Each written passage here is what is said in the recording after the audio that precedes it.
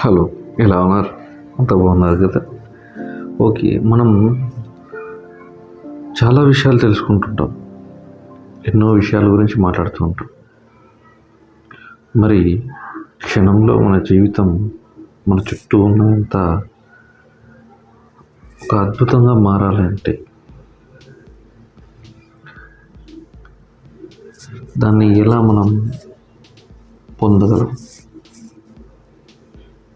అన్న విషయానికి మనం చాలా ప్రయత్నాలు చేస్తుంటాం.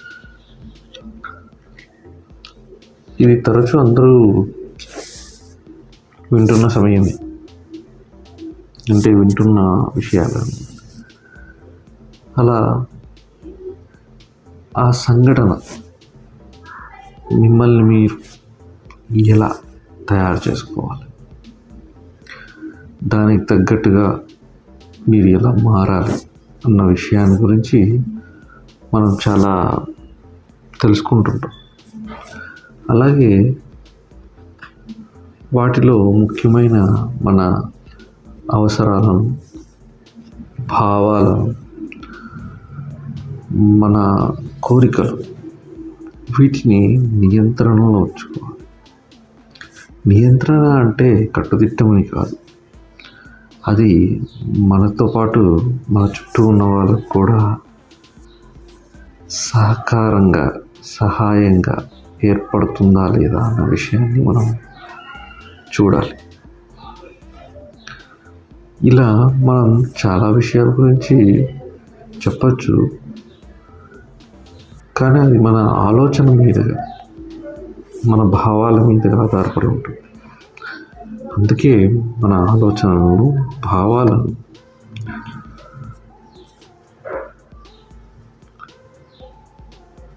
బయట వస్తుంటాయి. వాటిని సంతోషంగా మార్చుకోవాలి, ఉత్సాహంగా మార్చుకోవాలి, ఉల్లాసంగా మార్చుకోవాలి, ప్రేమమయంగా మార్చుకోవాలి. ప్రేమ అంటే ఏంటి? కృతజ్ఞత. ప్రేమ అంటే కృతజ్ఞత అంటారేంటి అంటారా? లేదు. ప్రేమ అంటే వారికి ఏదో చేయాలనే తపన, అది మనలో ఉన్న కృతజ్ఞత భావనే. వాళ్ళని బాగా చూసుకోవాలనే భావన, వారు మనకి ఎంతో చేశారనే భావన. దీనివల్ల మనకు కృతజ్ఞత అనేది పెరుగుతుంది.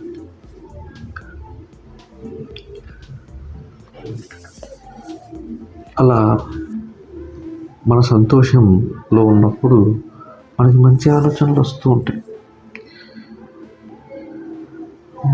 మీరు దాన్ని సరైన దారిలో తెచ్చుకుంటారు, లేదా ఆ దారిలో వెళ్తారు. మీ బలమైన భావన విడుదల చేయండి. భావన అంటే మీరు ఆ అనుభూతిని పొందుతున్నారని, దాన్ని ఎప్పటికైనా పొందుతామని, దానివల్ల నాకు, నా చుట్టూ ఉన్న వారికి సహాయం చేకూరుతుందని గట్టిగా నమ్మాలి.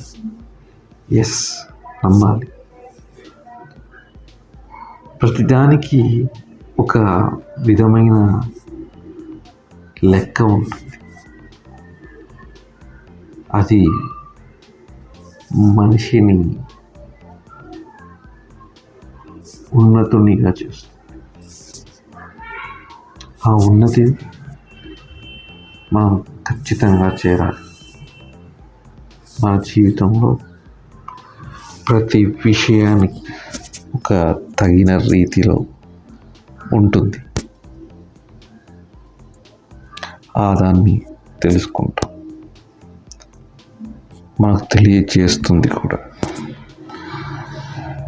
అందుకు మనమందరం సిద్ధంగా ఉన్నాం, సంసిద్ధంగా ఉన్నాం. ఈ విధంగా ఈరోజు మనం మన భావాలను నియంత్రించుకుంటాం. అందుకు మీరు సహకరించిన దానికి ధన్యవాదాలు.